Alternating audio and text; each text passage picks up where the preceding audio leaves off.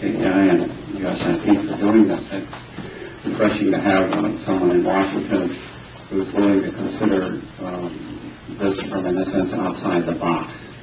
And I don't want to be quoted on this because I think it's just a rumor, but just to add to John's very, very enlightening presentation, sometimes it's good to throw away your glasses and look at it without the prism of the six-party talks, denuclearization and all that.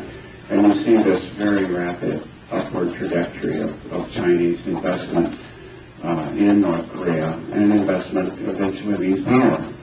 And the ruling now is that a lot of, or some of the money this time went into major commitments to the Rajan area.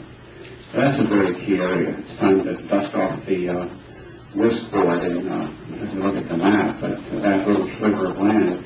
Interestingly enough, a place where Saudis cannot get visas. It's the only place in North Korea, I understand, that the South Korean visas, but South Koreans can enter. Korean Americans can. But anyway, it would give China access to a freshwater port from the northeast. Divide China, Korea from Russia. It's a very interesting area, and if in fact these investments go in there, it's going to be a very, very game changer in many, many respects.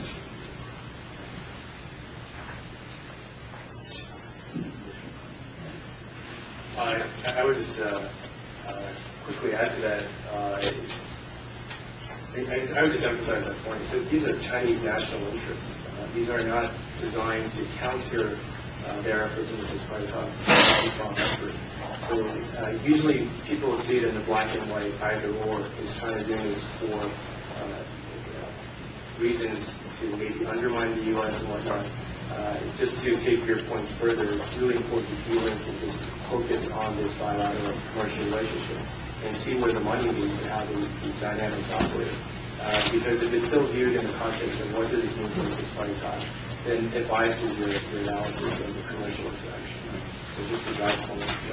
I would agree fully with what Councilor said. I mean, we often have this hopelessly aggregated view of quote-unquote the North Korean system, and Steve, you know this well from your own work over the years. And unfortunately, that's a perspective that very, very few Americans have. I mean, and regardless of one's feeling whether American policy is so skewed toward question of the existence of nuclear weapons in the North, and that can be endlessly debated.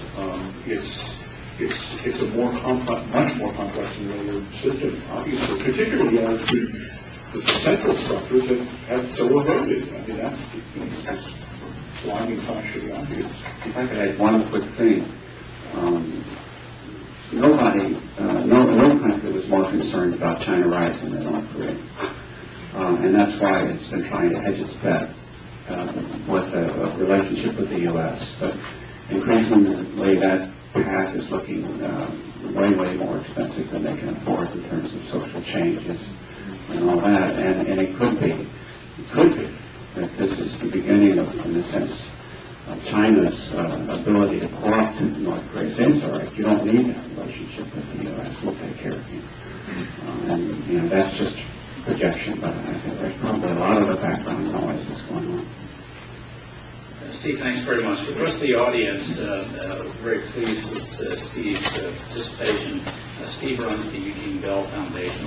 He's been doing a lot of work over the years in North Korea, and so he has a great deal of credibility on his observations. And thank you very much, Steve. Chris Moore. Thanks very much. I have a clarifying question for John Parker. He's a really excellent presentation, and I apologize for it in advance.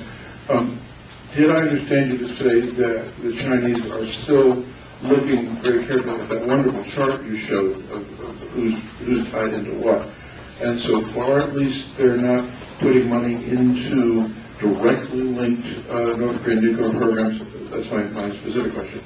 My broader question for Jonathan and Jack and for John. We've all been writing, I've been writing, John, and I've been quoting you too, as in a sense, automatically dismissing this notion of hostile because it necessarily requires us to give up our nuclear commitments to the internet. Now, is it time to rethink that and ask the question again of can we talk about hostile in North Korean terms in a way that really could engage them in what they say they're really afraid of? Jack especially has explained to me over the years that North Koreans generally tell us pretty damn clearly what it is they're worried about, what they want. Maybe we need to step back 2 feet and say, okay, hostile means this to them. Can we meet that in ways that don't that are politically acceptable here and to our own? Asking, not suggesting. One small thing on this, and it may be a distinction without a difference. North Korea asserts that there is a U.S. hostile policy. The statements emanating from Pyongyang in the context of Wen's visit alluded to hostile relations. Now, is that different? Is that saying that there's a dynamic here in some sense between the two countries that is distinct from the argument that, in essence, the U.S. are the bad guys of the equation? The real challenge, though, Chris, it seems to me, is to the degree that you try to explore a question like this and a knowledge that has a lot of baggage that precedes it. The question is, can we explore this in a way with North Koreans that does not do severe damage to our relationship with the South, and in a different way with Japan?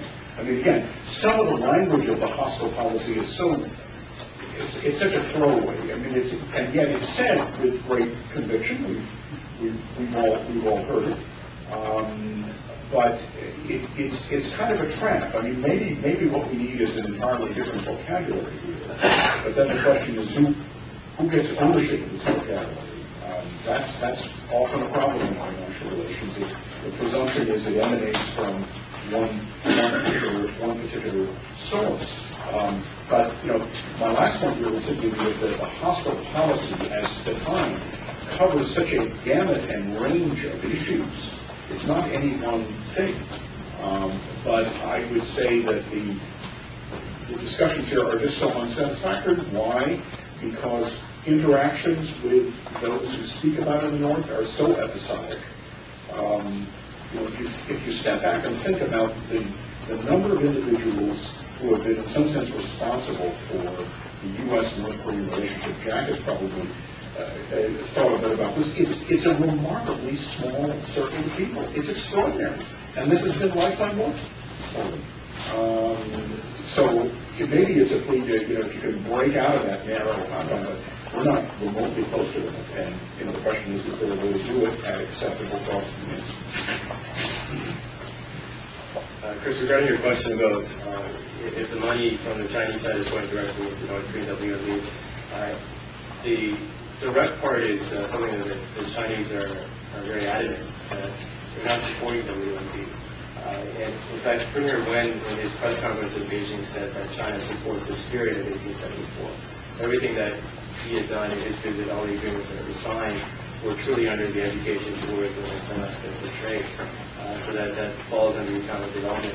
And the consistent Chinese approach to dealing with the Kim Jong-il regime was little monitoring. When they did massive food aid and other things, the Chinese never made it a condition that they would only give food aid if there was monitoring and assurances that it got to the civilian population.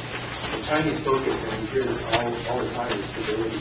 And if their activities can help bolster the stability of the regime, then the prospect of collapse in North Korea is warded off. The defectors note, though, on the flip side of that, if there's anything in large quantities that are made by the North Korean regime that goes into, eventually finds its way into the region. So that's the flip side of it. The interesting thing now, though, is that with the Chinese selection of SOEs, there's a reason why as well. From a commercial standpoint, the startup costs for these mines are tremendous. If you get a private sector fund, and Australian mining companies, other mining companies have looked at it, the startup cost is prohibitively expensive for any private sector company to get. They can't justify 5-7 years of sustained massive losses with the hope of turning a profit in year 10 and year 12. SOEs on the Chinese side were funded by some sort of Chinese government entity.